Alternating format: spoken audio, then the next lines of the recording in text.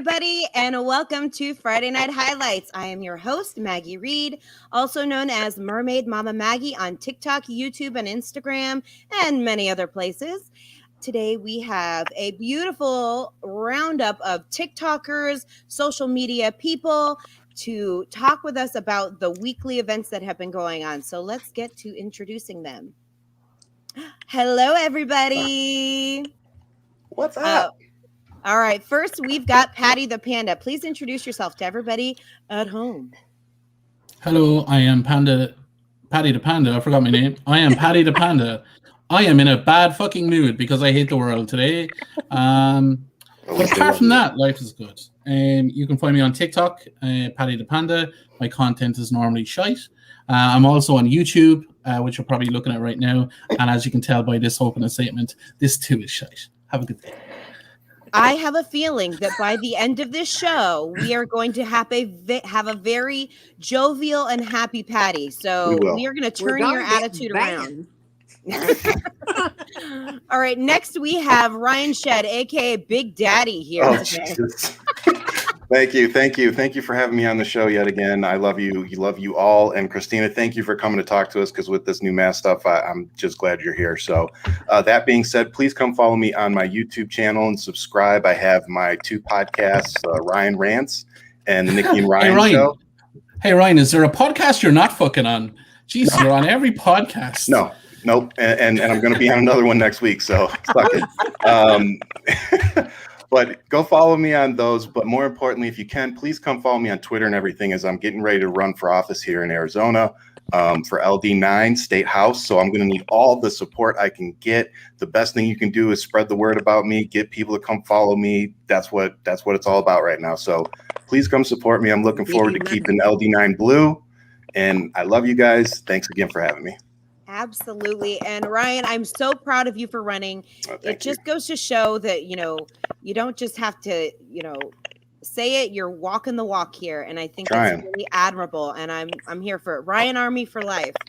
All right. And next we have Christina NP. I'm so happy. No, thank you. I love joining. So thanks for inviting, but it's so hard to manage with the kids. But, my husband's taking care of the kids. So I'm Christina NP, 7 A's. You can find me on Instagram and primarily TikTok. I'm a nurse practitioner. My content is mostly like COVID education / debunking COVID misinformation / addressing, people who are spreading misinformation. And that's it. So thanks for having me. And nobody handles the misinformation like Christina. No. You are queen. I bow down to you. Well, honestly, I truly believe that Christina has changed the world during COVID. You really have, with educated it for sure. You have educated people and fought misinformation. And with COVID, there has been so much. So your efforts have not gone unnoticed. You're Thanks, amazing. guys. Thank you. And last but certainly not least, all the way from Nashville, Tennessee, we've got Amanda Henn. Thank y'all for having me. I don't know where you can find me. You can find me on TikTok and all these other places. YouTube, Instagram. OnlyFans. But of course, I don't post on it. But anyway, thank y'all for having me. And Ryan, I'm going to come and campaign for you, darling. And thank you for running for the State House. We have to win the State Houses before we think about going to the federal level. You're the one that convinced me on that podcast. You're the one that convinced me to not go for the CD2 seat and go for LD9. But I'm going to support you, honey. I'll come and campaign and give you some money. And thank you. That means the world to me. Thank you, darling, for all you do. It's been wonderful. And I'm going to keep my mouth shut because I'm just an actress. What would I know? Oh, stop it. You know what, Amanda? You're brilliant. You're amazing. And I love you more than my luggage. All right, you guys. You too, darling. All right. So we're going to jump right into it. Let's start talking about one of the biggest things that happened this week. There's so much. Okay. But a huge one is the CDC stating that we no longer need masks on if we are fully vaccinated.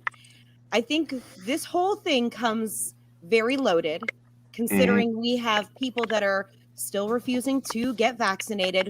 We're not going to hit herd immunity, and where does this leave us with COVID? And, vaccines are still rolling out. There are plenty in America. We are very spoiled here. And yet people are still refusing to take them. And now people aren't going to wear the mask. What's going to differentiate between a mask hole and a vax hole? So let's talk about this, guys. I Hit it, am. Christina. I have so much to say. I'm sure everybody has lots of opinions No, we about want to it. hear. We want to hear what you have to say. Christina, you I got was the mic, kinda baby. So Rochelle Walensky, who's the lead of the CD, she came from my hospital where I work. So I totally respect her. She's so good.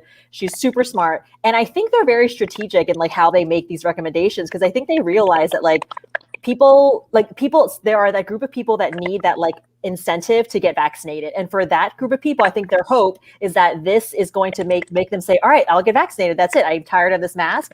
But I think the problem is that like Massachusetts, where I am, like over 70% of people have had their first vaccine. Other states haven't done as well. Like, how do you have a blanket rule for the entire country when every region has done so differently? So I don't know, Maggie, I'm worried too about where if cases start popping up again in a few weeks, I mean, no one's going to be surprised, but I don't know. And then what do you think that does about the CDC, and if they have to walk this back? And not just the CDC, but the White House as well. I know. It does not look good. It does not look good. I don't know. Because obviously, like, part of their decision is political, of course. Like, exactly. But yeah, I think most people in the medical scientific community are not feeling good about this recommendation. Everyone's a little like, oh, this was a little too soon. My mom called. She said that she's a nurse at the VA, and she was like, I can't believe that. No, me too. I'm still gonna wear my mask. I'm not. I went out today. Everybody had one. Everybody had one on at the post office today. I was so pleasantly surprised. Yeah. In your opinion, Christina, why do you think they did this now? I don't know. I think it's like. I think it's similar to like, the recommendations that came out with like a few months ago when they were like, okay, you can like, if you're vaccinated, you can be in like a small gathering with other vaccinated people. Like they had those initial rules and now it's just like no mask at all. I feel like they did that as like a test and they like loosened it a little bit as a test to see if that would make cases go up. And I don't think it did. So I think they're kind of like, all right, maybe this is like, and then they probably saw vaccination rates starting to like plateau. So they probably were like, let's just take a gamble. That's my guess. Like take a gamble and see if this helps incentivize some people to get vaccinated. Because I think people are really tired of it. Like there's a lot, we're all tired of it, but yeah, I don't know. But I am worried that it's going to backfire. Real quick, somebody is clicking with their sound. Can you guys, I want to go one by one real quick and mute you guys real quick and see who it is. Whoever that was. That was Patty. Let me see again. All right, it's gone now. Okay, I think we're good. If it comes back, I'm going to... No, there it is. Is it me? Yeah, it's you. You know what it sounds like? It sounds like a little alien or something. It does, like... like like a little chitter, like a horror movie. No, it's not. It sounds like a bug. No, it's not Patty. Hold on, unmute. Muted myself there, so... Okay. Let me try Amanda. Do we hear it? Testes, 1, 2. No. Amanda, do you have earbuds in? Oh, it is Amanda. Amanda, do you have earbuds? I'm on my phone. Okay. So what I'm going to do is, Amanda, I'm going to mute you. And then when you want to speak, I want you to raise your hand. Okay. I love you, but I don't want to hear the cookie sound. And very patiently wait till you're called on. Yes. So with all this said and, no masks and people just being able to go here and there and do whatever. And people are not getting vaccinated. Are we doomed here again? Is this what we think the future, I think we've been doomed. I think we've been doomed for a while. And I think honestly, like Ryan shaking his head, I think that people in the CDC know that we've been fucked for a while, Like it's almost like it's all like there's no containing it at this point. It's just like, let's just minimize the damage. I think it's the strategy they're having, knowing that we're never going to really get past like this. That's honestly what it feels like. It feels like they just kind of threw their hands up and was like, well, like you said, we know we can't contain it anymore at this point. We just have to hope that enough people get vaccinated and it doesn't go much worse. And now let's figure out our PR move of how we're going to lift all of these. That's what it feels like to me too. Yeah. Which I mean, it's like, sure, they're supposed to be like totally not political and just like make medical recommendations, but like they can't not, you know? So I don't know. We'll see. You know what? We'll see in a couple weeks when cases start to, we'll see. And you know what? I'm sorry. I'm not trying to take off. I just have to say that I'm kind of disappointed in the Democrats too. If they're not only if they're putting the pressure on to do this, but if they're caving to it as well. Like I'm just slightly disappointed that. Although Nancy Pelosi did say that she wasn't going to like stop the mask mandate, you know, and then all the Republicans got all pissed off about that in the chambers. Yeah. Well, that's something that people, I think, also need to understand moving forward, that private businesses still have the option of saying no. And I'm worried about, I have a feeling in the next few weeks, we're going to see a lot more of those confrontation videos. Christina, get ready. We're going to see those a lot where, you know, those crazy people are like, I don't have to wear a mask anymore, blah, blah, blah. But it's up to a private business whether or not they want. Yes, Amanda. Amanda has her hand up. Yes. Go ahead, Amanda. I've got my hand up, darling.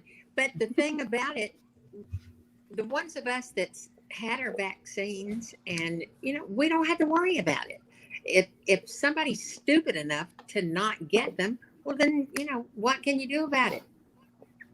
But correct us if we're wrong here. Tennessee, and you know, Tennessee is, I mean, they don't have any mandates down here, but everybody, when I checked into the hotel, everybody's got their mask on. And you know, it's just smart people. You know, you're going to have dumbasses no matter what you do. So you just got to go with the flow.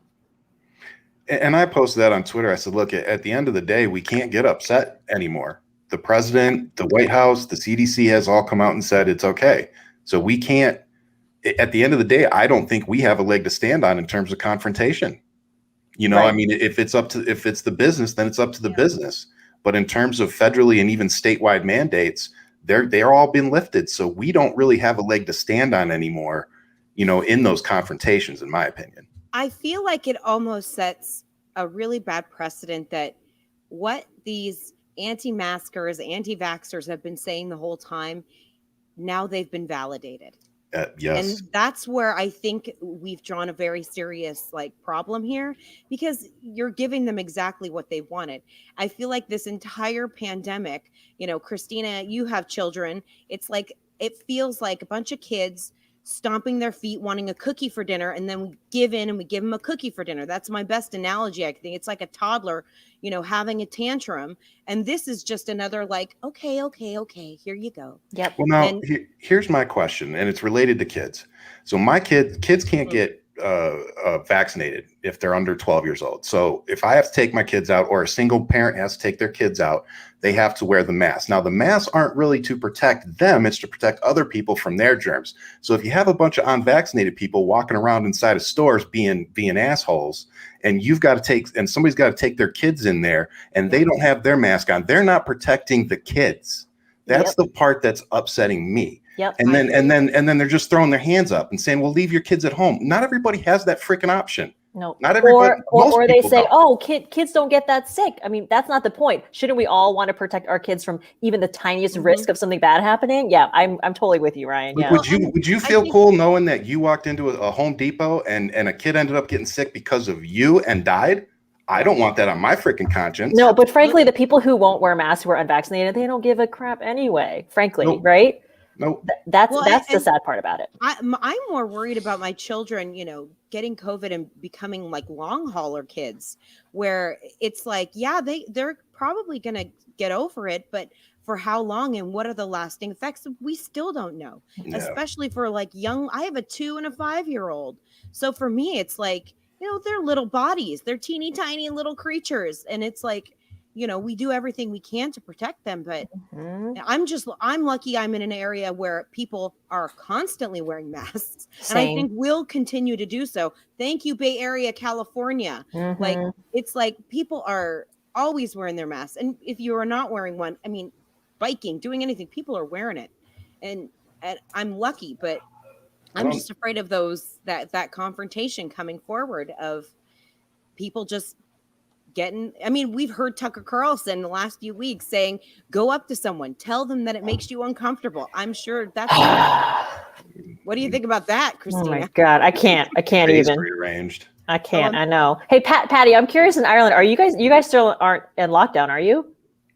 Yeah. You are still? Yeah. So we're slowly coming out of it. So we went from a level 5 to a level 4 last week. So next week non-essential stores can open, but as of right now we're still in lockdown. Yeah. And masks are required, right? Everywhere you go, if you go anywhere. Masks are required everywhere. Yeah, absolutely. There's no. So Americans are fucking idiots. Okay, so it's really that simple. So can't really argue that right now. What Americans still, even now, I'm so pissed off. The sheer level of selfishness in your people right now, it wrecks the rest of the. I lived in the US. I have fond memories of the people there, but my whole opinion of your country is changing.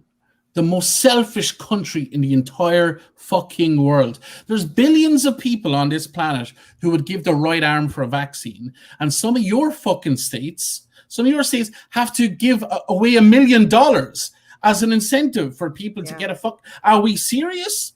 And people still don't understand that the vaccine does not make you immune. You can still get the virus, you just don't get as sick. You have a protective shield. In other words, your immune system goes, okay, well, we're ready for it, we're prepared, and we have the tools to fight it off more so than if we didn't have the vaccine. But we can still give it to other people. We can still be asymptomatic. We can still spread it on. The mask is still there to protect other people from you. And that basic knowledge is still completely misunderstood by the absolute tosspots who decided this week to put gasoline in carrier bags because they're idiots. And I'm sorry, I'm sick to the fucking teeth of trying to be polite to your country when 40% of you are dumb as a box of rocks. No, Patty, I think we all agree with you. I was going to say, I 100% co-sign everything you just said. Indeed, I do too. And it's like, Amanda's like, fuck you, peace. But it's like, Patty, you said like it's the selfishness, it's the privilege, it's the and kind of Amanda said earlier, how people say, oh, well, why do I need to get vaccinated if you're vaccinated? I mean, this is the problem, is getting vaccinated is not just about protecting you as an individual. Yes, you do get that protection to some degree, but really, in my opinion, getting vaccinated is about getting the pandemic under control, protecting your community, like getting the entire, like collectively having a mindset of like, let's get through this together. And that's the mindset that I'm so pissed that, like you said, a large chunk of this country in the US does not see the value in, I feel like it's entitlement. Everyone in America feels like they are entitled to whatever they want. And the one thing that they're not entitled to is having to cooperate with anybody else, is that they don't think that they have that takes away their liberties. That takes away their own sense of self. If they have to cooperate and be an American, I'm completely tired of it. Hey Maggie, there's a good question. From outside of the USA, you're looking. So from Ireland, we're looking at the USA. We're going, okay, they're not taking it seriously. Okay, so loads of people are going to die. Okay, loads of people have died, and they're still not taking it seriously. And now they're saying, okay, well, we need the vaccine more than the rest of the world because, sure, if we don't get the vaccine ahead of other people, we're going to die because we don't take it seriously. So we should get the vaccine because of that.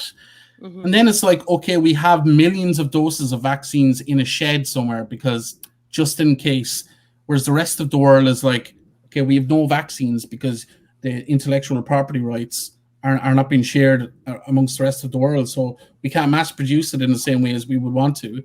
And it's like, no, America first, guys. Come on. In fairness, America first, even though the Pfizer vaccine was created in a lab in Germany by 2 Eastern Europeans and then brought to the USA.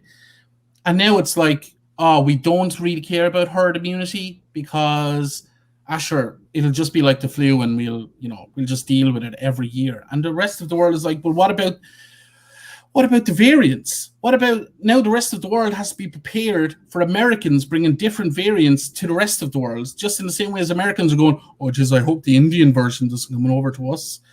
And it's just a constant like spoiled brat syndrome. It is. That, You're right. The It's privilege. entitlement. America believes they're unbelievable. entitled to everything and anything, Patty. We've got a great question here. Yeah, this is Are the one I you was talking guys about. all okay if businesses ask you for proof if you're vaccinated?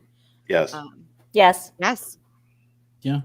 Yep. The only There's- people that are going to have a problem with that are people that aren't vaccinated. Well, Mhm. people are starting to. I think there will be a digital form. Even my doctor's office, it's put in my system that I'm fully vaccinated, so it's already there in that kind of proof. But I agree with that. there We is- need something better than like Amanda has her card in a protective sheet. We need something smaller and easier to carry, or digital something. We need to come up with something better. But You know I what? don't think we're ever going to get to that. If though. you a didn't numbered know, tattoo on our wrist, Right. you probably get one of those. I was Yeah. going to say, Ryan, actually, if you didn't know, there's actually a microchip in all the vaccines. So all they have to do is scan it, and then they'll know right away. I wonder So why that was heating up today. I think the battery must be. So we already got it all set. Don't worry. Amanda, I want to hear from you, Amanda. I don't want to keep Yeah, you on you mute the gotta- whole Honey, time. I was just saying, I'm not getting no tattoo. You know I'm Jewish. That didn't work out so good for us the last time. Oh, jeez, yes. Allegedly. Well, I'm just kidding. That's Jesus, I was about to say, Jesus. Why? I- Spicy. Patty's so spicy today. He is, man. I'm here for it, though. Why is it But here's the spicy? thing about Republicans and conservatives. When it comes, they're all for business rights and private ownership of businesses, and for businesses to themselves put in mandates. So you need to prove that you have the vaccine. I mean, they're pretty clear that as long as it's not government mandated and it's the businesses pushing this, then it's okay. And and businesses should absolutely request people to come in, because there will be a liability issue moving down the line. It's like, well, okay, you guys didn't have certain protocols and procedures in place, and as a result, my 4 grandparents died. So there will be a liability down the line. So companies are entitled to do that. So Republicans and conservatives shouldn't have an issue with that. But of course they will, because it'll be another reason to bitch and moan. And Boo Boo Bobert and co with her Tyrannosaurus Rex arms will be out. Yes, Amanda. Yeah. Go ahead, Amanda. I have one thing from the Republicans. I can't get it in the screen. Perfect. 2 of them. There it is. Two of them. Well, baby. I wonder though if these businesses are going to be requiring masks in their own establishments. Will this perpetuate any kind of cancel culture on the right? Whereas, Walmart's making us wear masks. Don't you go to Walmart? Or It probably will by some of the extremists, but I don't think it'll get much traction at the end of the day. I hope not. Yeah. I hope. And I think the other thing that I think a lot of anti-vaxxers or kind of right-wing folks are going to say is, oh, this is a HIPAA violation. So it's actually not a HIPAA violation. HIPAA was designed for hospitals and healthcare providers and medical providers so that we are protecting your health information. But in the setting of like a private business or the school or your employer asking for vaccination history, that's not a HIPAA issue. Absolutely. Thank All you right, for Amanda, saying go that. ahead, Amanda. Go ahead, Amanda. I just have, the scariest part to me is flying and these crazy people having fist fights and everything on a darn plane. I mean, it really, and I go back and forth to California all the time. I can't take private planes all the time. It's like, good God, what's wrong with you? Oh, you're just one of the common people, Amanda. Yeah, she can't take private planes What is it all like the time. what is it like being a common person? Oh, all these private planes. Mute me, honey, mute me. I'm muting you. Mute me. She's like, before I say something really mean, mute me now. Okay, but real quick, I just realized what the sound is. Have you ever heard of the movie Mothman Prophecies? Yeah. Where it's like No. it's like that the moth is like it's about a have you guys seen it? Yes, a long time ago I did. It's Yeah. about like a bug that like grows like in like the sewers of New York, and it gets really big and it makes this clicking sound. That's what that sound sounds like. So Amanda, don't look behind you. he's there. All right. So I think one last thing about vaccines. I know that they're talking by September, they're looking for vaccines for like 2 and older. And for me, I'm really excited about that because that means my babies. Yeah. Christina, what are your kind of take on that? And, maybe say something to debunk anything you've heard or anything. Can I ask a question before you go into that? I also was hoping you could add into answering that of what if your child has like for my son, he has heart conditions. So what could you answer if I should be concerned with that at all too? Yeah, yeah. So first, Amanda, I'm glad you're back. I thought the Mothman got you. Welcome back. I thought I was going to say RIP. But so honestly, if the data from the studies shows efficacy rather, because in clinical trials it's called efficacy. If the vaccines show efficacy and safety and that they're well tolerated, I have zero problem. My kids will be first in line to get that vaccine because I want them to be protected. And again, the community to protect it. So as for like specific situations when kids have a specific medical condition, the question I think always has to be weighed with what are the risks of getting COVID versus what are the risks of the vaccine? And if the risks of getting COVID are going to outweigh the risk of any small chance of an adverse event from the vaccine, then probably the pediatrician would say, then the benefit weighs in favor of getting the vaccine. That's what I would think. And that's what I say to all my high-risk patients, because all my patients are high risk because they're cancer patients. I say, you need to get the vaccine no matter what, because if you get COVID, you probably will die. So yeah. Now, Christina, I always keep saying one last thing, but in your opinion, you're dealing with these anti-vaxxers, people all the time. Is there any way to convince them otherwise at this point? I think anti-vaxxers are hopeless. I think the vaccine hesitant groups of people who are on the fence are definitely the ones that just need a little bit of reassurance or education or information. But people who are truly anti-vax, like I've said this before, you can't convince a flat earther that the earth is not flat. Like it's like a delusion. You can't convince them otherwise, Yeah. Well, I look at what's happening in India right now and, kind of going back to what Patty was talking about, the privilege that we have here. Christina, you posted that the other day where I think it was you, where it was like, or maybe it was Sadia. It was one of you guys, but you were talking about, people in India don't necessarily even have the luxury of social distancing, the luxury of washing their hands, and how grateful they would be to be able to have these vaccines right now.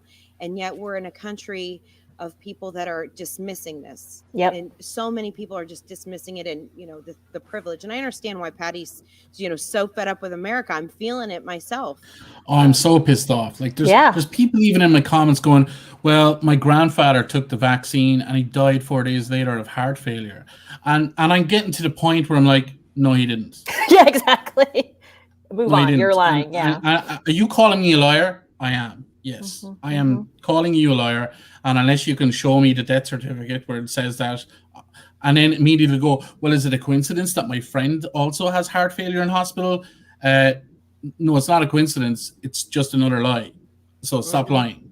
And we need to get to the point where, like, everybody has, oh, my cousin died after taking the vaccine. And we're all so polite. It's like, oh, I'm so sorry for your loss. But also, that's bullshit. That's what we need to be saying. That's the old anti-vaxxer kind of like correlation and causation kind of thing. I can't wait for all American kids to have autism in 6 months' time. Can't wait. It's going to be great. A majority of people that were vaccinated are a lot of elderly people, and they will pass away. That doesn't mean that because they got the COVID vaccine that they died from the COVID vaccine. Right. Will die. That is. I actually saw on someone's post, I forget who, it wasn't mine, it was some other medical science communicator that posted something about India. And then someone actually commented, well, have you seen it yourself? Have you been to India? How do you know that's really happening? Like, are you serious? Yeah, people are. That same person that's probably saying that January 6th wasn't an insurrection. It was just a pleasant walk through and, peaceful protest. Protest, yes. They peacefully excreted into their hands and drew on the walls like anybody normally does on a visit to the Capitol. Exactly. Fuck right. You know what? That's a great segue into talking about, kind of. Good segue, Patty. Good segue. Thank you. Anytime you can have human excrements, on walls, that's always a good segue. Speaking of human excrement, next topic, the GOP. Family. Right, exactly. So, we saw this week the GOP has completely kind of combusted into themselves and they let Liz Cheney go. They are all accepting the big lie. Yeah. Elise Stefanik is the replacement. Yes. But what's worrying and is people are completely denying that the insurrection happened. There was a lot of things this week when it came to let's try to gaslight our country and go. But they're not combusting. They're not combusting. They're making it the status quo. They're streamlining their responses. It's the big lie or nothing else. Mm-hmm. And their 75 million voters are like, yeah, thanks for that. Okay, we can get behind you now. Like you have Kevin McCarthy, who's like, well, nobody's perpetuating the big lie, followed immediately by a mass email to his base saying the big lie is true and Joe Biden is an illegitimate president. You know, he was in front of the White House saying, no, Joe Biden is president, no problem at all. Followed 10 minutes later with an email, send me money because Joe Biden is illegitimate. Do you know? It's really quite scary and it's really quite stupid. And like I was saying in a podcast earlier on the week, we need to stop focusing on the 75 million idiots and start focusing on the 80 million people who didn't bother to vote and trying to incentivize those people. Because if even you got 20 million of those, you'll win every election for the next 20 years if you focus on those. But we're all fighting with the wrong people who have, as you mentioned, Christina, psychological rigidity, where they have created this different universe for themselves that's much more comfortable for them to exist in. Despite the evidence, they're so rigidly into this world that they've created. Whereas we can look at the other people and go, well, I didn't bother to go vote because it was raining. Or, you know, I wasn't feeling well and I thought I might get COVID, so I didn't bother to vote. You know, so if we focus on those instead, then real change might happen in the USA. We need to stop wasting our time on trumpets. We really do. They're never going to change. But I don't disagree with anything you just said, but I'm going to tell you what my problem is with the comment you put up there. Can we stop calling them that? Can we call them trumpets? No, we can't. I'm going to tell you why. Because here in Arizona, the entire GOP is literally attacking voting rights. They're suppressing voting rights. They are doing a ridiculous audit. They just moved all the ballots out of the Coliseum because they have to have high school graduations there for the next week. So now they had to be moved again and secured somewhere else. This is the whole GOP. If you are still a member of the Republican Party, you are a trumpet.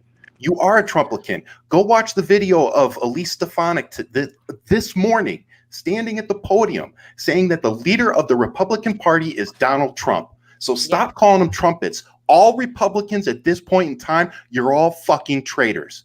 Absolutely. Right, I agree with you. They have completely aligned themselves with Trump. It has been either kiss the ring of Donald Trump or you're out. Or wear the ring that says fuck off if you're that's what that message was to Liz Cheney this week. I mean, okay, Amanda, here you go. But that was the message for Liz Cheney this week. Go ahead, Amanda. You know, and it's not as many of that 70 million as you think it is. It's probably only about 40% of those people that really believe this bullshit. And there's hardly anybody in Congress that believes it. They're just going along with it to get the base to vote for them in the primaries. That's all. Still makes them the problem. Still makes them the problem. It's all political, and it's still, you know, really bad for our country because it's also, like I said before, it's giving these people exactly what they want. It's affirming their lies. It's affirming all the conspiracies. But what Amanda just said, I agree with you. You just defined treason, a traitor, somebody who's going along with something simply when they know it's wrong. Yeah. You're go ahead. With the commenter put up there, okay, stop calling them Republicans or trumpets. So here's the thing, like you said, Ryan, they are Republicans. If all of the leadership, if the entire party have agreed to, and it's the Republican Party, they're not conservatives, and that's the difference. So the traditional Republican would have been a fiscal conservative. So they no longer exist within the Republican Party because the Republican Party is the Trump Party, but it's still the Republican Party. So I have no problem saying that they're not conservatives because they're so far right of that they're fascists. So yes, they're no longer conservatives, they're fascists, but they're absolutely Republicans because that's what they've labeled themselves. under the banner of the elephants. And I think I saw somebody altered the GOP flag recently, and it changed it from an elephant to a jellyfish because it's spineless. It excretes out of his face, and it's more apt than the elephants. And by the way, did you see the thing where 18 elephants died in India? Like, India doesn't have enough problems right now. 18 elephants were found in India because they were struck by lightning. Oh, jeez. Like, come on. What? That's so bad. tragic. Yeah, they found them yesterday. Like, I was really sad. Struck by lightning? You know, we're having an issue over here in my neck of the woods where whales keep coming ashore, and they're it's either because of climate change and their malnutrition or boat strikes. But there was like 7 or 8 or 9 of them recently in just my area. Ooh. And I really want. I mean, I know it's not conspiracy theory, but I wonder all that nuclear waste that they're putting into the ocean from Fukushima. It's been making its way over to our West Coast shorelines. So I wonder if that doesn't play a small part in it. Absolutely. Well, I mean, I think when you hear about elephants or whales dying, it just makes all the other problems in the world feel that much worse, because it's like, there's enough problems in the world, and why can't elephants are beautiful? Exactly. Why can't we have nice things? I think it's that.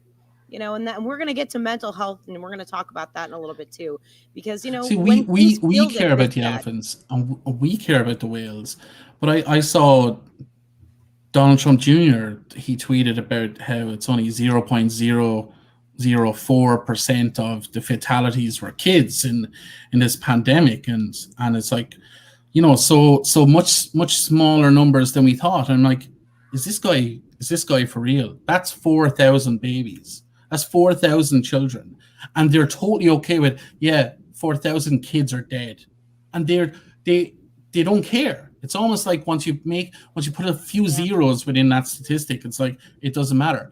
But that's 4,000 children. Well, and if one of that was your child, I mean, anyone minimizing the loss of anyone's child is abhorrent. Sick. That is disgusting. That is somebody's child. And it doesn't even matter that even if it's a grandparent, that's somebody's grandparent. That's somebody that was loved by somebody. We shouldn't be minimizing anybody's life. Absolutely. Like to have these discussions, I have to agree with you. I feel like we're minimizing the 600,000+ people that have lost their lives, and it's aggravating for me personally. It just, every single life should count, and I feel like the argument we're having, or the discussion that we're having about the masks and everything, like, we're dishonoring those people by not acknowledging how bad this is, or how bad it was, and continue to protect the people around us. That's so frustrating. Yep. As Christina, you probably know better than me. Recently, Amanda's got her hand up. Sorry. 1 second, Amanda. I just want to say one thing. Sorry. Recently, it came out, where they were saying that the real numbers in America is probably closer to like 900,000. Is that something you believe to be valid? Oh yeah, I wouldn't be surprised, especially early on in the pandemic when there weren't enough tests to go around and people were dying from other things. We weren't sure what it was, and I would not be surprised if that number is way more than what it is, for sure. Yeah, because that's what they've said, that it's actually much bigger than. But the thing is, like, to the people that need to be convinced, that doesn't matter to them. 600,000, 900, it's not, because I even asked like some commenter that I'm like, okay, so what threshold is okay for you? Like, is 500,000 not okay? But then what's not okay? 1 million? Like, these people have no scruples when it comes to that. Selfish. Because it doesn't affect them. Yeah. Because I'm not dead, therefore it doesn't affect me or impact me in any way. And I'd agree with you about the 900,000, because let's not forget, you guys only started counting in February. And there's evidence to say that COVID was in the USA from as early as November. Yep. So you have those months there as well. Plus, the people who were started dying in February had already had the virus for 6 to 8 weeks. You know what I mean? So, and people weren't checking, people weren't testing, and actually America never really got their testing system down like the rest of the world. And like everyone here has had that same conversation, whereas in the rest of the world, we track and trace. Yep. Nope, the US we is test and really trace. In the US, lousy it's at like, that. we'll test when they're dead. It'll be grand then, you know. And people still don't understand if you've died from COVID, it means that you've been sick for many weeks, and that deaths, when the numbers spike today, that the deaths take maybe 4 to 6 weeks to catch up on that. Yep, it's called a lagging indicator. It's a lagging number. All right, Amanda, you're up real quick. Okay. Amanda's been waiting. Go ahead, honey. Maggie, can I be on again some other time? This is just not working. It's flipping me off, and not absolutely. But we love you. I love you too, but this is so important for people to hear that the distraction of me coming and going. With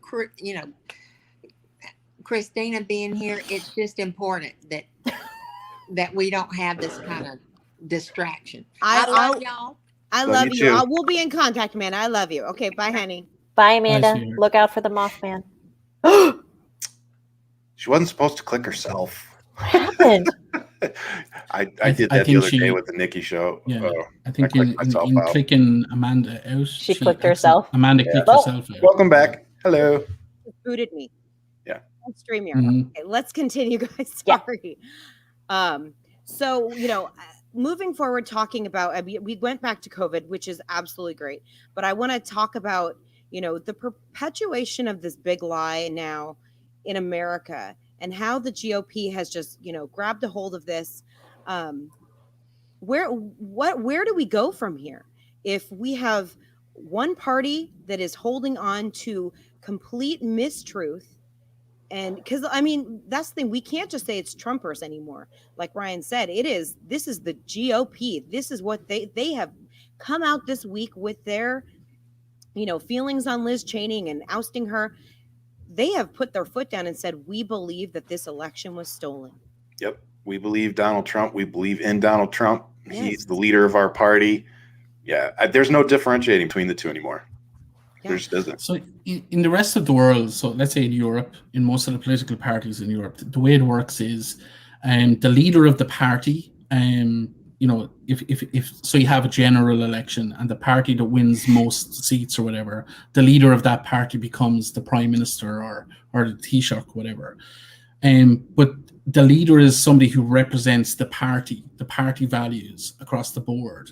And the people have voted for those in their numbers by popular vote. So it's never about an individual person. It's always about the party and the ethos of a party.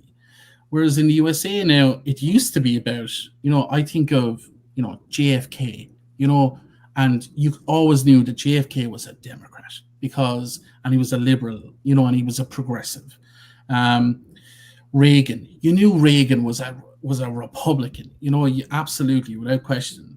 But now they've just changed tact completely. It's like, it's Donald Trump. And it doesn't matter what Donald Trump stands for. Donald Trump equals votes, equals us. And that's what it is now. And they're going to double down on this big lie until after the midterms. Mm-hmm. And if they're successful in the midterms, they will quadruple and down on the big lie again. But if they're not, they'll have to go, okay, well, where are we at now? Okay, so that didn't work. So if they don't win the Senate, if they don't win the House, then things will change. But you have scenarios this week where Mitch McConnell said, my number one priority is to oppose everything Joe Biden's about. Then you have Kevin McCarthy who's like, he's not a legitimate president. Then the one woman who's saying, no, I can't get behind this big lie, ousted from leadership, replaced by somebody who was totally against Donald Trump initially, and then realized her funding went up when she started to appease the Trump's base. And you're thinking, well, where are the traditional Republicans? Where are they? Where are the conservatives? Where are the fiscal conservatives? And do they exist anymore? No. Like, the Republican Party have two absolute wank stains, pardon my language, in Marjorie Taylor Greene and Matt Gaetz doing a tour of the country, fundraising off the fact that Marjorie Taylor Greene is a nut job and needs a psychiatric evaluation, and Matt Gaetz can't be allowed near a high school. So, like, what the fuck? So I'm ranting on. Sorry. Well, it was last Friday. We had our show, and it was right before they were about to have their America First rally in Florida. And, you know, seeing the footage of that, you see them, Marjorie Taylor Greene stand up there, who's your president? And everyone's like, Trump. And you're like, okay. And Matt Gaetz standing up there and be like, they're all lying about me. I'm amazing, blah, blah, blah. And we're going on tour. And you're like, what the hell is this? But they've taken a play from Donald Trump with rallies. I mean, before this, what president literally spent his time in office going on rallies the whole time? And now it's like the thing to do in that party. And they're all doing it. And it's the bad thing is politics. You know, you listen to even Alexandria Ocasio-Cortez talk about, you know, how much time she has to spend fundraising versus actual time legislating. Mm-hmm. And that's not just a Trump problem. That's a political problem in the United States. We need to stop making it all about how much money you can raise and make it about the actual policies, politics, the people, what's best for the country. And that's not what the political system's about. And we all know it. It's about lobbying, money, you know, how much you can raise, fundraising. That's what it all boils down to. Are you charismatic enough to bring in the money? And Trump he brings in the money. He just doesn't know his head from his rear end, and definitely didn't grow into the job of president, period. You know, I was talking to so I have a podcast starting soon, and I have a big guest coming on to the first show. Thank you. And I was talking to him about actually, and it's I can't say who it's going to be, but it's Big Daddy. No, it's a politician in Ireland. It's a big one. Oh, sweet. Oh, wow. I was talking to him, and he was saying nothing sums up more the political system in the USA right now than Caitlyn Jenner, who in an interview this week revealed that she didn't even vote in the presidential election. She went instead. She was like, none of them really took my fancy, so I went golfing instead. Mm-hmm. And you're like, okay, but then why should people vote for you? And it's like, because I'm cute. And that was literally the answer, because I'm cute and good looking or something like that. And that's it. From her airplane hanger, and she's trying to tell the interviewer, oh, I'm of the people, but also I don't bother to vote, and I don't expect other people to vote either. I thought it was an indictment of, you know, you have people like Ryan Shedd here who's getting involved at the grassroots level, getting some stripes on his shoulder, becoming a public servant early on at the grassroots level. And then you have people like Caitlyn Jenner of utter privilege, a billionaire, a TV star who doesn't bother to vote, goes golfing instead, flying in from her private jet. Oh, and has the audacity to talk about the homeless people in California. Like, we all need to mass exodus because there's homeless people here, instead of maybe as a politician, what can I do to help this situation? When in fact, actually everyone should be looking at California's model about how we treat homelessness and what people are actually trying to do to like combat that problem. She has no business. I will just say that right now, being my governor. I straight up. And please stop sending people to Sedona. Stop sending people to Sedona, Arizona. Darn it. And why I'm on the subject, before we move any farther, why is Matt Gaetz and Marjorie Taylor Greene coming to the great state of Arizona? Keep your two clown asses out of here. Amen. Well, I think also this is like, you know, between Trump and Caitlyn Jenner, and I feel like what Matt Gaetz and Marjorie Taylor Greene have turned their tour into is it's like reality TV. It's completely like Hollywood entertainment. Like that's a pathetic, sad level they've taken it to, and people eat it up like crazy. You know, there's something about these sort of, you know, you always hear about these Republicans saying like, you know, we won't be silent anymore, and you know, we're. I'm like, when have you ever been silent? First of all, but secondly, like you're right. I mean, they're like the loudest mother freakers around, but also it's like I feel like there's something about these leaders or leaders of the party that just make them feel validated and seen in a way that other leaders never have, right? So there's some psychology to it that makes these people, and I hate to say it, a lot of these people probably have not done a lot of thinking for themselves, and they're just kind of going along with what, they're sheep. They call us sheep, but I frankly, they're sheep.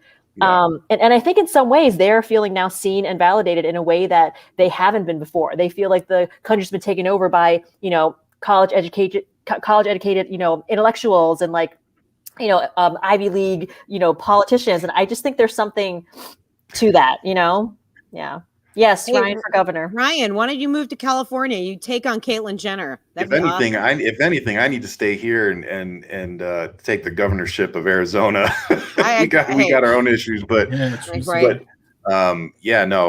you guys will find somebody good in this recall. It sucks seeing you guys go through this yet again. I remember when Schwarzenegger was running, in that recall and everything. So everything, I think, Christina, like you said, if it gives these people a sense of entertainment, but it's like it's feeding into this circus.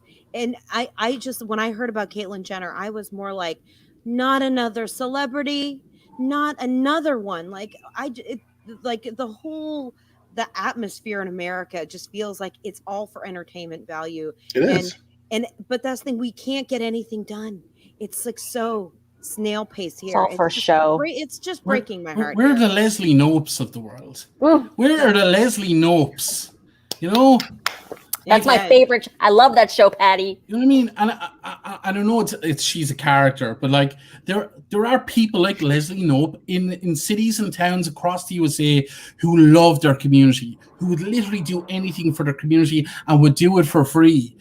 We don't need celebrities to come in and go, I'm raising awareness, but I'm not going to do it. Patty, what's funny is that little speech you just made, I feel like could have been Ryan's campaign commercial, right? Because I feel like that's what Ryan's trying to do in his community is be that person, right? Patty, you need to do the commercial for him. Yes. All the way from Ireland, you need this man. No, dude. I told you before I'm going to campaign for you. So I know. You just and I need that, because honestly, all joking aside, with COVID, it has made getting out into the community, because we moved into Tucson a year ago. So it's made getting out, and really getting to know people more difficult. That's why I've been on all these podcasts, because that's what I've spent my time doing. So, because that way I can interact with people. And man, am I glad I did, because I've met all these great people from all these great different communities and different countries, and so it's been time well spent. But now I need to transition that, into, my community, my district right here, so that I can go get that seat at the table, which is much needed. Clearly, we have good reps here in Arizona. I'm not saying, we don't have good reps. But like somebody was saying earlier on the show, I think it was Amanda actually, we need to maintain these blue seats at the state level, not just the federal level. A lot of important good work is done at the state and municipal level. So as we go into these midterms, and primaries, let's really focus on down ballot voting, all these races, because they're going to matter. I'm going to need you guys, to push it all online and campaign for me. But I am really excited, but also nervous because, I feel like I have to go out and kind of make up for lost time and really get to know, the small businesses, the community, more than just everybody getting to see my podcast or my posts. I want to be able to. In fairness to Caitlyn Jenner, she knows an awful lot about transitioning. So maybe you can hit her up in an email. Oh, that was hilarious. Come on, Maggie, that was hilarious. Okay, this is the first smile we've seen from Patty this whole time. So all right, but you guys, I want to stick with real quick. I want to stick with this, going back to the GOP, and I feel like this week we've talked. You guys, I love it. I'm sorry. He starts laughing. I start laughing. It's you know what? Didn't I say that Patty was going to be happy by the end of this? You did. And we're only about halfway through. So Patty, that's the smile we want to see, buddy. Do you know what I'm actually thinking about? Do you know what I'm thinking about? I'm thinking about, because Ryan obviously has no colon, so I'm just thinking about him canvassing door to door, and every fourth door be going, can I use your bathroom? Bro, I'm really sorry. Okay. And if you're still going to vote for me after I use your bathroom, thank you so much. Do you have a plunger? Oh, hang on. Matches by any chance? Okay, now I got to tell this story. Can I gotta get tell your this story. vote? Go ahead. Hold on. Hold on. So- I'm going to step away for a second. I have to get my power cord, but Yeah, no go worries. get it. continue. Yeah, actually, so do I. So I'll be back. All right, Ryan, you can tell me Yeah, your I can tell story. the story, I guess. Tell us the story. So I was canvassing with my friend Elizabeth, who's the head of the Democratic Party down in Sierra Vista here in Arizona. And we went to go canvass, and I was still, I think I was only about 6-8 months out from my surgery recovery. Mm-hmm. So like it was still fairly new, and I was still having some issues. My biggest fear was that we were going to be out knocking on doors, and if there wasn't going to be anywhere for me to go to the bathroom, and I was going to have to use somebody's bathroom. Yeah. Like, how messed up would that be to go banging on somebody's door to get their signature to be on the ballot and then be like, oh, by the way, can I use your bathroom? So I literally had a backpack or something on, and I had wipes in there. I had an extra pair of underwear because I was like, if I got to drop trout, in an alley somewhere, fuck it. I'm not going in somebody's house. But you know what? I'm not doing it. But listen, we're all human. And I I think, what a human thing to, we all poop. Everybody poops. If that happened to me, I would honestly laugh my ass off. If somebody Absolutely. was like, bro, I'm so sorry, but I really got to use your bathroom, I would just be like, yeah, man. And I would laugh. So I literally just came back on, and first thing I heard was Maggie say, "We all poop." Ooh. We all do. Well, we do. But I think that also translates to so many Prince other Harry did it? Are you serious? Amanda said Prince Harry did it. When he knocked on somebody's door and took a shat. Fantastic. Yeah. But When if you Prince gotta Harry came go, and banged you on my gotta door go. asking to shit, I'd probably be like, can I go wipe it up for you Can I first? store it in the I would be like, container I would be like, and please sell it ignore on the eBay? paint. I Yeah. say, please ignore the paint in my bathroom. My kids are just like, it's No. like crazy. But Sorry. think it is, Ryan, from a campaign point of view, it's like, okay, you're bursting to empty oneself, and like I would just say, go over there onto that lawn right there where the Trump signs are, and like it'd be like, local politician take shit on Trump yard. Oh. And wins more votes or something. That's a publicity stunt I could get behind. That's a publicity stunt. Okay.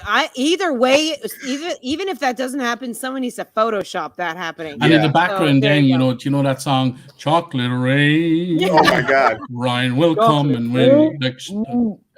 No, if I ever come to visit you in California, we'll have to go down the Hollywood Walk of Fame, and I may end up having to go to the bathroom right around Trump's. I would be there to film it all. Fantastic. Oh, that would be hilarious. Just have to cup the balls. Just have to cup the balls. So you guys, I was got Christina with that one. You guys are so good. You make it very hard to stay on topic with your funniness. I'm sorry. I'll stop. No, it's all straight good. to shit. Okay. So, earlier this week, it was kind of talked about that Donald Trump, we're going to get to some other stuff. We got so much to cover still. Donald Trump, DeSantis was saying that, if New York or the feds kind of are looking to extradite him, that they're actually looking to, protect him at this point. Have we hit this impasse? And, it's something that, it's not like they can do that, but they're looking at ways to try to keep Donald Trump from being extradited to New York. Have we hit this point of no return with the GOP of even doing the right thing, and people are okay with that? Because this would be, I think, the end of it all. I mean, I can't imagine coming back from that, because we've already had an insurrection. You say that, but you say that, but Roy Moore fiddles with children. Yeah. And he still went for re-election and almost got elected. The Republican Party don't give a damn.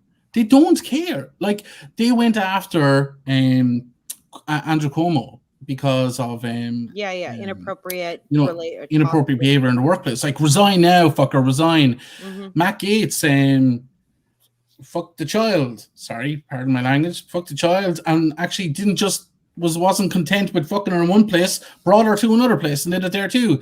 And they're like, innocent till proven guilty. But Innocent this would be Ron DeSantis, not honoring an extradition here. I mean, that's some serious stuff that is like, I was watching Rachel Maddow and she was talking about this, and this is like probably coming down the pipe here that, New York and even the feds are looking to, still charge Donald Trump with many crimes, but they are looking to protect him at this point. I just wanted to know your guys' takes on this. I mean, that's pretty crazy. And here's what the only thing that honestly makes sense to me at this point, because I've heard a couple of stories now about how for Trump support, he would require somebody to write down something incriminating about themselves and give it to him in return for his support or help. So it's like the only thing that makes sense to me is this he's like the J. Edgar Hoover of politics, and he has so much dirt on everybody that they have to protect him because they're protecting themselves. Mm-hmm. That's the only thing that makes sense, because why else would the Republican Party as politicians not be running from him and Matt Gaetz and Marjorie Taylor Greene and even Lauren Boebert as fast as they possibly could right now? Marjorie Taylor Greene is having a mental health crisis in front of cameras at the Capitol. She's following Alexandria Ocasio-Cortez around the Capitol. This is somebody having a mental health crisis, and it's being condoned by people not calling it out and allowing her to continue. If that was somebody else's job and she was acting that way, she would either be suspended or fired. But because she's a congresswoman, nothing's going to happen to her, and they're going to allow her to keep doing it. And what that's doing is it's also promoting violence against her from other people, not just Marjorie Taylor Greene, because they think it's cool. This has gotten way out of hand. These people are protecting themselves. They're not protecting their constituents. They're not protecting their states, and their hell is not protecting our country.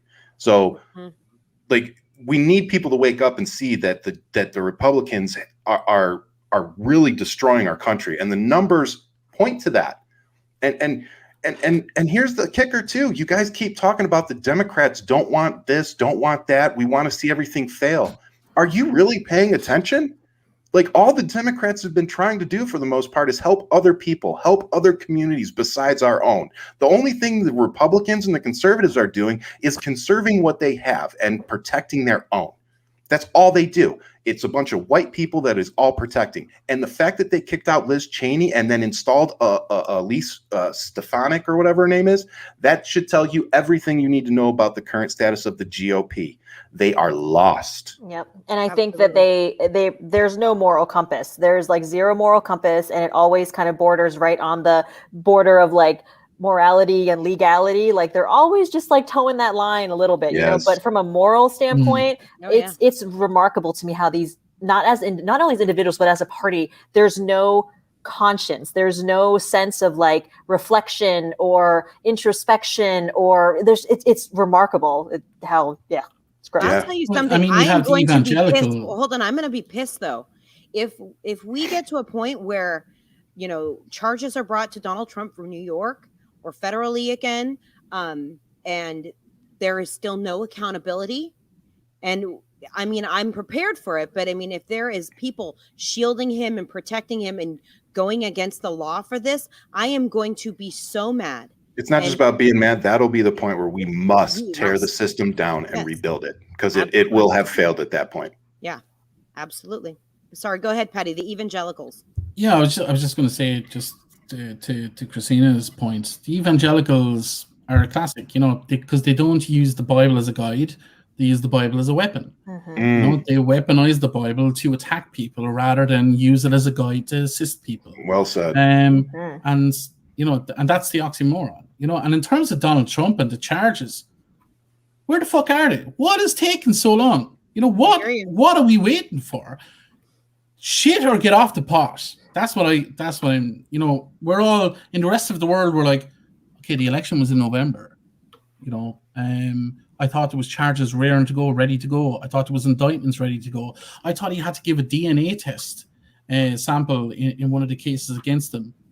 what's happening? All I see is him wandering around and wandering into weddings in his hotel, and giving a stupid speech. Like, what's happening? And yesterday he announced he's doing a three rallies tour. He's clearly seen the Matt Gaetz and Marjorie Taylor Greene reaction of the old age pensioners going, celebrate. Well, he needs the money. Well, he's like, okay.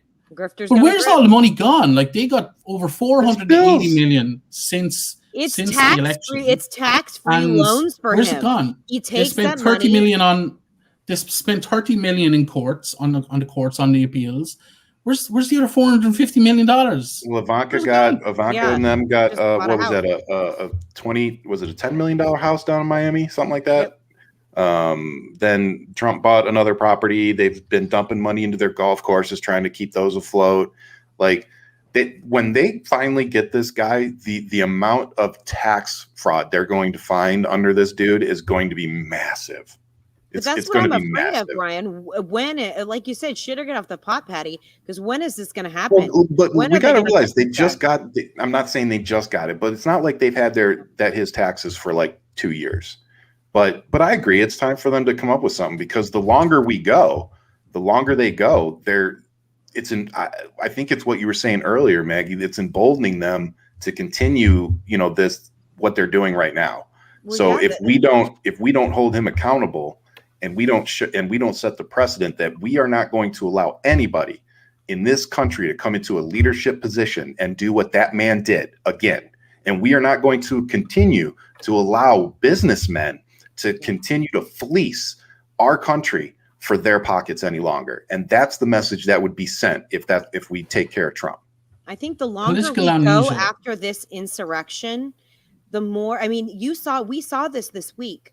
People talking that it wasn't even an insurrection, the longer we go, the gaslighting continues, and it slowly just makes this something that it isn't, and it's changing the narrative, and people will start, okay, well, I guess well, maybe it wasn't.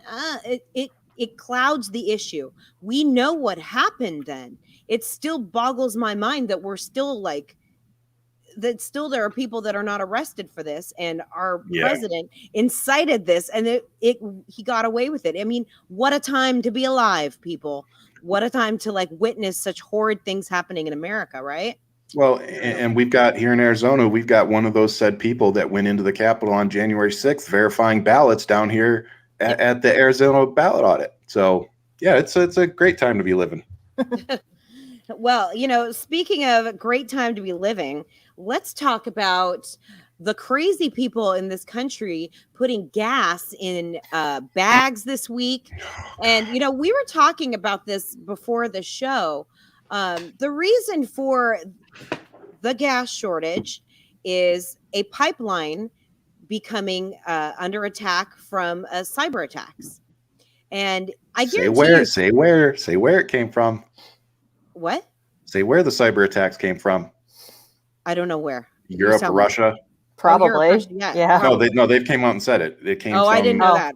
Yeah. Not surprised. Right now, I didn't know that. But the thing is, right now, what I do know is that cyber attacks are happening all over the United States right now. Hospitals, it's happening, gas, everywhere. Private businesses are being held, for ransom right now. I have a friend who's in San Diego. Her husband's hospital is being held under ransom right now for $25 million. But this is nothing. But I guarantee you that half the people still think that this is because they are Joe Biden and gas prices. They think it's the Keystone. I've got a video. Yeah. That they literally, that's what they blamed it on. Yes, they have no idea that what cyber attacks are happening in this country, and or how our infrastructure is so vulnerable, frail and vulnerable right now. And let me ask you this: who does this make look bad?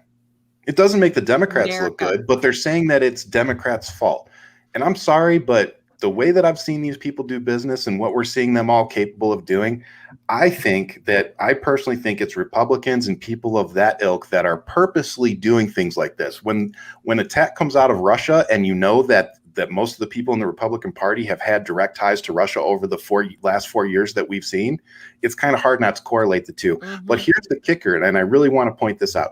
If you are a business or something like that that gets held hostage like this, they wanted $5 million, and the business said they didn't pay up, but they actually did.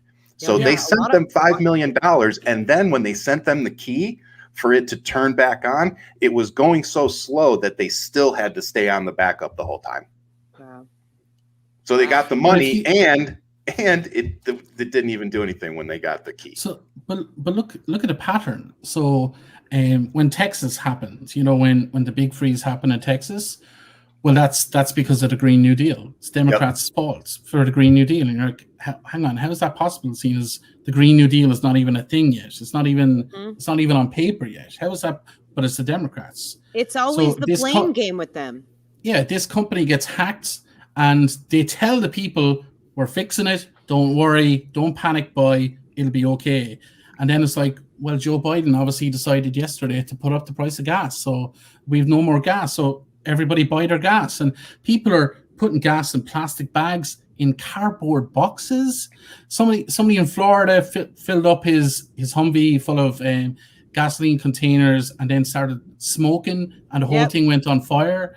There it is right there. Yeah. And you're like, okay, that's crazy. So the cause and effect scenario, and you have the likes of Lauren Boebert who are fundraising off it, and you're like, hang on, Lauren, that's just not true. Like, that's a lie. That's how can you fearmonger in this way? And then you're like, of course she's fearmonger in this way because that's all she's ever done. And again, looking from Europe, we're like, none of our politicians are allowed to do any of that, because if they lie at all, the people say resign, and guess what? They resign because they're not allowed to lie to the people. They're not allowed to lie to the constituents. They're not allowed to lie to the people that they work for. There's no honor. There's no honor in that here. Like, there's no honor. People don't. Yeah, I mean, what I wonder, and not to play the whole conspiracy theory thing, but you do wonder if this was a coordinated attack. If you look at the states that were primarily affected by this, there are primarily red states, right? And the states that are naturally going to turn to, blaming Biden for this, and then other people like Boebert are profiting off of this. I mean, I do wonder, like, if this happened in a state like a blue state, like in New England, like where I live, would the same reaction have occurred? Probably not. Absolutely not. Well, that's a great point. And for the fact that, Ryan was just saying it came out as Russia. I didn't know that. I was just laboring under, okay, this is a cyber attack. We don't know who it is, but knowing it's Russia, their goal is to destabilize our country, and we're not pushing that. It's not the Russian government. These are farms. These are hacking farms that are hired. That are almost like guns for hire. So but they could be hired by the Russian government. Could be. But the thing what Christina said, and it crossed my mind as well. I have no doubt that the Koch brothers could have said, hey, hit up one of these power installations and cause some havoc because the first 100 days of Joe Biden's presidency is going too well. Yeah. And in the same way as I know we're going to talk about, and this might be a pivot into it, Palestine and Israel. Netanyahu needs to stay in power. There's a coalition of parties who are running against him and trying to form a government without him. The only thing that would disrupt that coalition would be an escalation in conflict with Palestine. That has now happened, and Netanyahu looks like he's going to sail into power again. Yeah. Coincidence? I think not. It seems too convenient that it happened just now when Netanyahu needs to stay in power, or he's going to prison for his crimes, because like Trump, Netanyahu is super corrupt. So these things are there's these things don't happen by themselves. I definitely think there's catalysts working, and I know I sound like a conspiracy theorist, but I'm too long in the tooth now not to notice that certain things happen. And with the gas crisis, it was a script. There was a script sent out to everyone almost immediately, and the talking points were identical.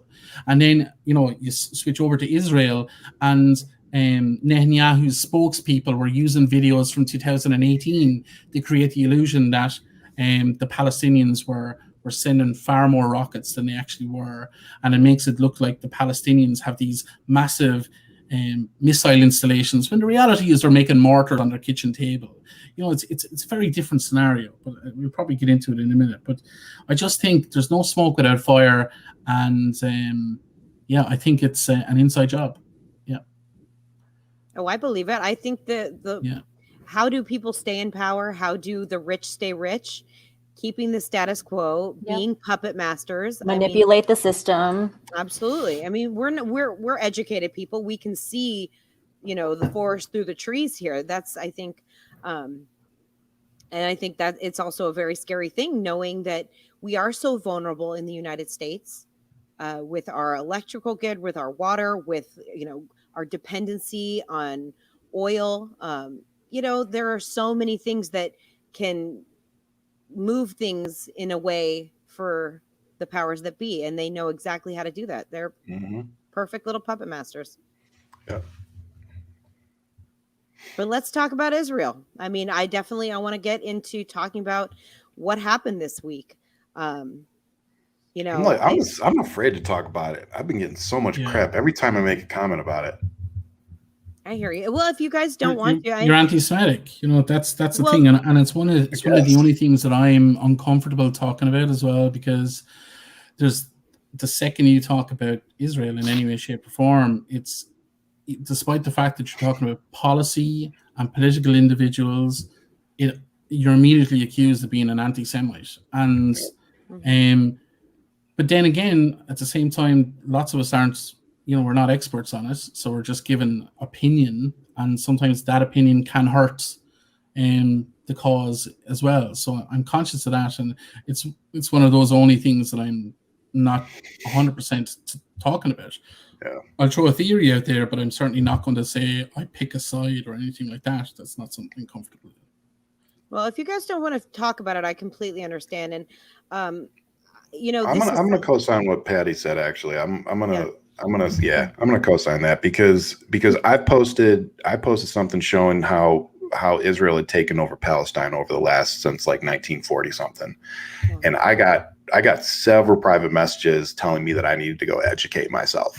And I thought it was a very simple visual aid, and I really didn't add any of my own opinion into it, and I got a lot of backlash. So I'm gonna co-sign what Patty said. The one thing I'll say is that this. Palestine and Israel, it's been going on for a really long time. And at any given time that you come into that conversation, it looks very different. Yep. And so there's so much ins and outs when it comes to it. So, I'm okay with skipping through that because I definitely don't want to alienate people. Go ahead, Patty.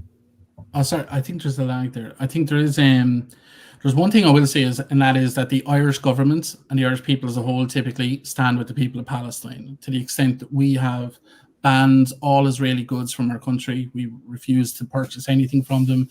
We have sanctions on Israel. And that's primarily down to the fact that Ireland had a foreign occupation of our country for 800 years. We fought in a very similar way in terms of the ownership of land and who has it. Lands were taken and redistributed.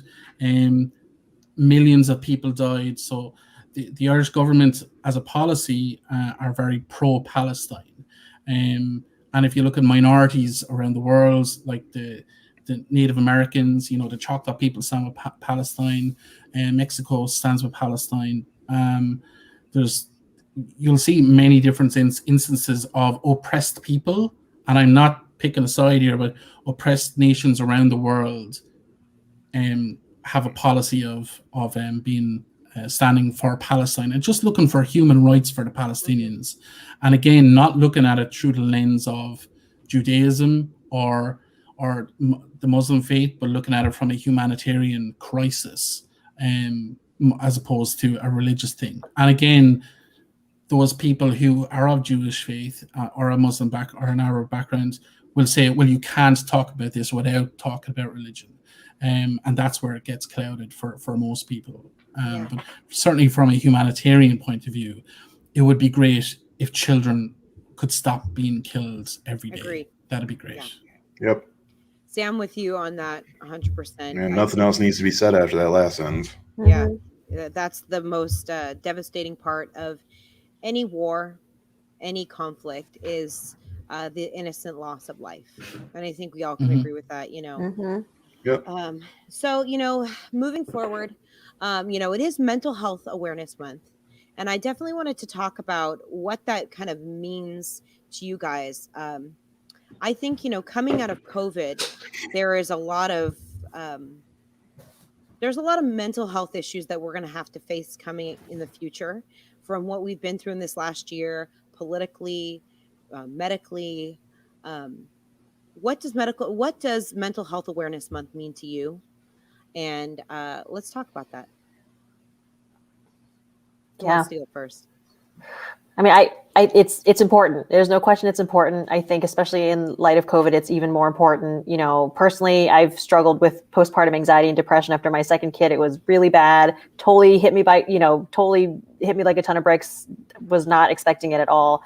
And have a long family history of a lot of serious mental health issues in my family. And it's, when it hits you personally like that, you definitely see mental health issues in a different light. And you recognize that it's not, you have to separate the person from the illness, and it's so hard to not view, say, my mother who has bipolar, really bad bipolar. It's under control now. But when she's really in a bad place, it's so hard not to see her as the disease. When she says really toxic things or really abusive things, it's like, no, this is not her. This is her illness. So I think mental health needs to be treated just as importantly as we all treat physical illness. But it doesn't get, it's an invisible illness, and we just don't give it the respect or attention it needs. Yeah, and I mean, pretty much everything Christina just said. Being bipolar myself, but I kind of won the lottery when it comes to being bipolar. I have bipolar too, so it's not as bad as bipolar 1. But I struggle with the more depressed side. Struggling to get motivated, struggling to stay consistent. But like Christina said, being medicated and knowing what I deal with now, that changed everything for me. But before I knew what I was dealing with, like I was telling you guys before, my first marriage, I can pretty much put it on my mental health. I blew up that marriage because of my struggles, because of everything. And I didn't know it at the time. I probably didn't know it till about 3 years ago. But, now I look back and I'm like, wow, you start connecting these dots and you start figuring out how long, you've been struggling with this. And then when you have a month like this month, where you realize that you're not alone. And it may, I'm bipolar, but like for Nikki, who's in here now, hi Nikki, she struggles with anxiety, and Patty's had his issues. He was on our show Monday. We were talking about it, and that's the thing I really want to drive home this month is, you see a lot of us, and we look normal, and what I mean by that is you wouldn't know that we're dealing with anything. You wouldn't know that I'm having a manic episode most of the time because I put on a face. I'm not going to come on here and start crying and losing my crap all the time. I come on here, I put my face on, but Nikki would be the first to tell you, there's been a few shows where before the show starts, I don't really talk, and I'm like, I'll be okay when the show starts, and I pull it together for the show, and then we get done, and I'm like, I'll talk to you later, and that's just the way it goes sometimes, guys. And that's what this month is about. It's about bringing awareness. And like Christina said, we need to break the stigma of not being able to talk about it, because that's the only way that you can bring out an invisible disease, right? And like Christina said, the one thing I hope to drive home to everybody is what I struggle with and what people like me struggle with. It's a chemical imbalance. We can't control it. Believe me, I wish that I could every day. I've never liked hurting people's feelings, and sometimes you just do. And the best thing that we can do is apologize and hope that, it's accepted. But trust me, guys, it's not a fun thing to experience at all. And being viewed as, like Christina said, that hit me hard. Like, people look at me and they see the disease. They don't see me. They see the struggles or the things I've done wrong, but they don't see the fight, and the struggle that I've gone to become who I am today. And but that's what I think people see your bravery. I hope so. Absolutely. I think the best thing that we can do in this country is be more transparent about when we have these moments, because you see, I think in America, I mean, we shouldn't. This should not just be a monthly, 1 month a year we talk about this, and it's an open, honest conversation. Mhm. I think, especially going forward in America, especially how, you know, the gaslighting that we're all kind of going through, the feeling of being out of control sometimes when it comes to politics and all the things that we talk about on this show and, you know, on all our podcasts and whatever. And the things that we have to deal with on a daily basis, being on TikTok, let's be real. Yeah. You know, these things need to be talked about all the time, because in this country, we're seeing, I think, more and more need for people to understand that it's okay. And Yep. when you come forward, you are brave. You are putting a face to it.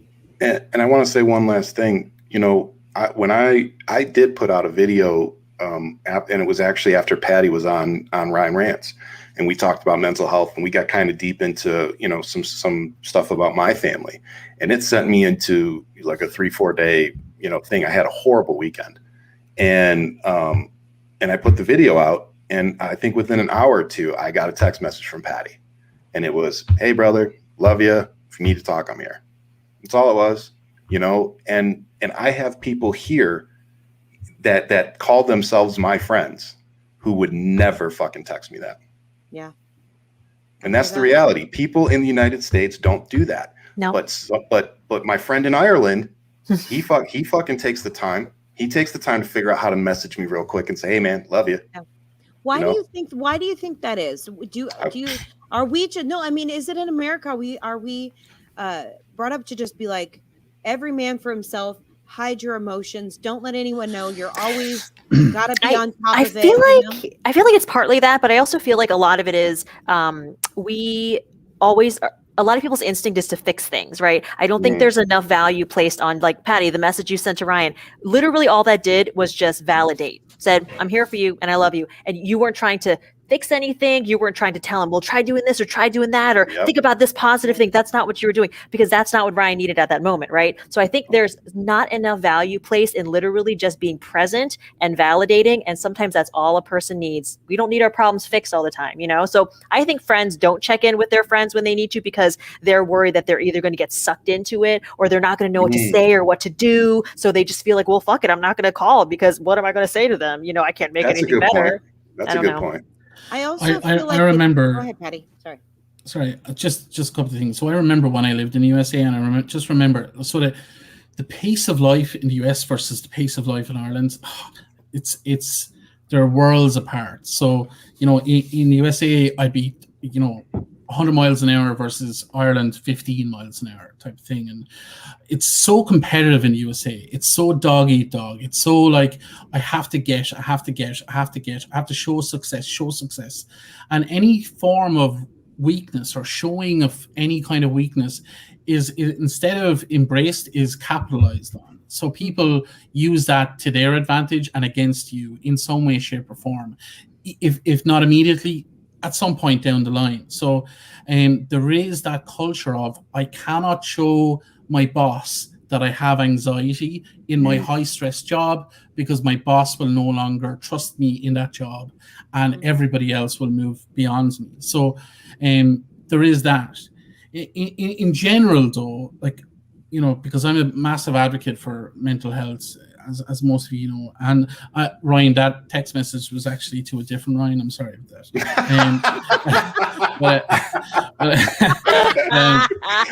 Good. But I saw a thing today. Just you know, CDC said, yeah, we can take our masks off, and I remember just thinking, okay, so now everybody can put their other mask on. And you know, the mask that they use on a daily basis to portray the character that they want the world to see them as, and pretend like they don't have those insecurities or those stressful moments or those issues. And I really do think that we all need to look at each other like we're ducks. We are all ducks. It may seem like we're perfectly fine floating on the top of water, but underneath the surface, our legs are always, every one of us, our legs are going 100 miles an hour. And if we just stop to say, hey, are you a duck? Yeah, I'm a duck. Are you a duck? Yeah, I'm a duck. If we have that conversation, you know, everything gets so much easier. And, Yeah. and I go to schools and I talk to kids in schools, and I literally say, look to the person to your left and to the person to the right. Everything you're thinking, they're thinking too. Talk to each other, and you guys have so much less to think about, and life gets so much better.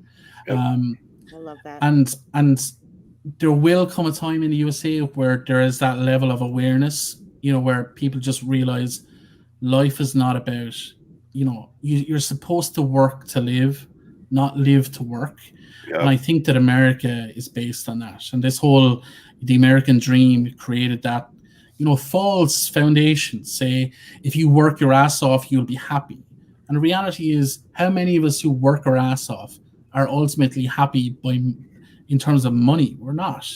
The things that make us happiest in the world is a connection with a friend, or a smile from your child, or, a hug from your husband, or, seeing the sunset after a stressful week and all that jazz, or eating some good food. Once we realize that those are the things that matter, the rest of it just dissipates, and we have far more in common in that capacity than we do in that kind of competitive capacity. And I'd love to see the former embraced far more than the latter. Yeah. Beautifully stated, beautiful. Patty. I know, beautiful. Oh. And honestly, that duck analogy, I think, was just beautiful. Yeah. And have you checked on the other Ryan? Right. To make sure that. Gosh. You got to check on that other Ryan. Yeah, you should message him. We should see if the other Ryan is available to come on for the show right so now. Patty, you're saying you're cheating on Ryan with another Ryan? Is that what you're saying? Is it Little There's Daddy? so many Ryans. Little Daddy. Reynolds, Gosling. Well, I wouldn't blame you for those. You know what? Here you go. Ryan Gosling. It encompasses Ryan and kind of duckish kind of.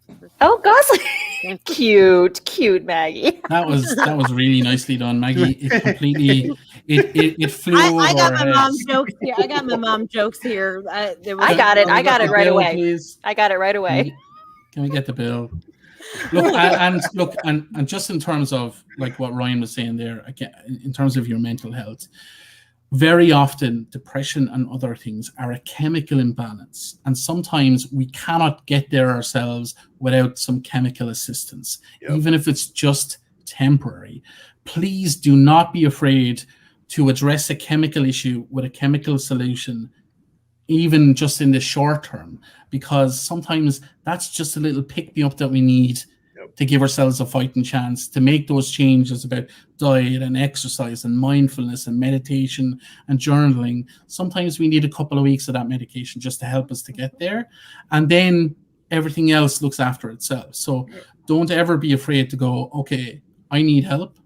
And when you do ask for help, it's almost always there.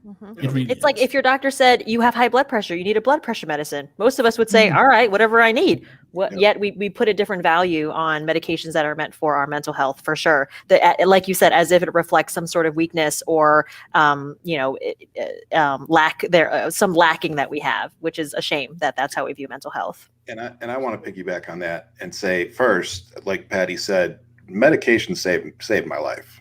Like I seriously think without the meds that I'm on right now, that I probably wouldn't be here. And I don't think I'm exaggerating. I think my wife would probably tell you the same thing.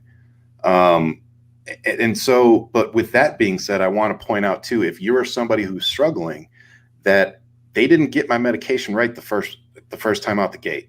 And what I want you to remember is that they call it practicing medicine for a reason. And when it comes to mental health, that applies a great deal, because it's not a perfect science and everybody's body reacts different. And my body didn't react well to some antidepressants, but it reacted well to the one that I'm on now. And then it didn't act really well on one antipsychotic. So they switched me to another one and it works fine. Another one made me put on 30 pounds. They switched me to another one and I leveled back out.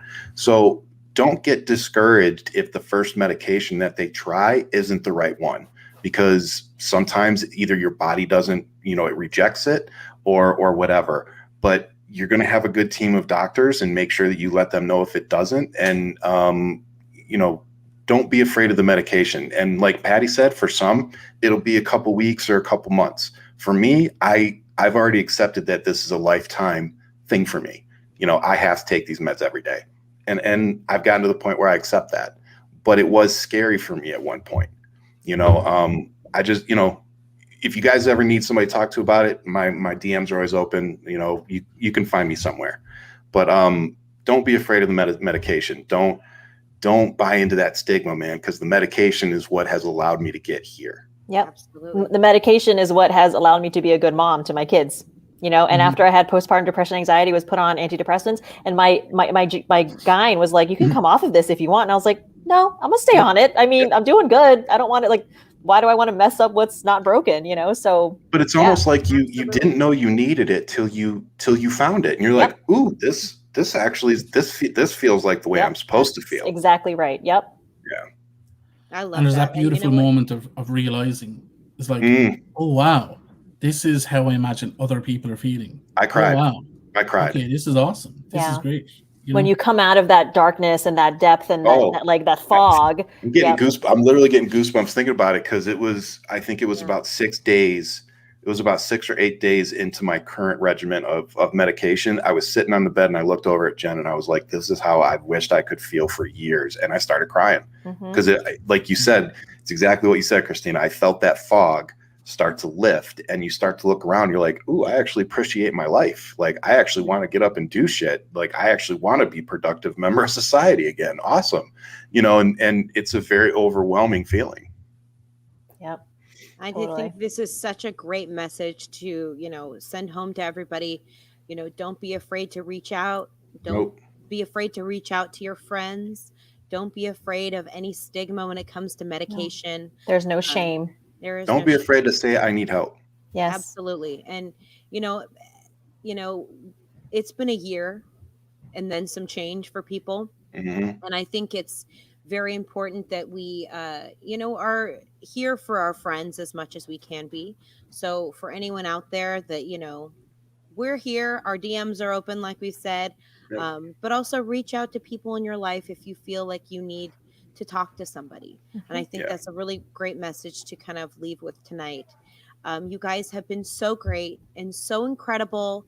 Thank you so much for being on the show today. I adore Smile, Patty. you all. Smile, damn it. Come on, Patty. There we go. Hey!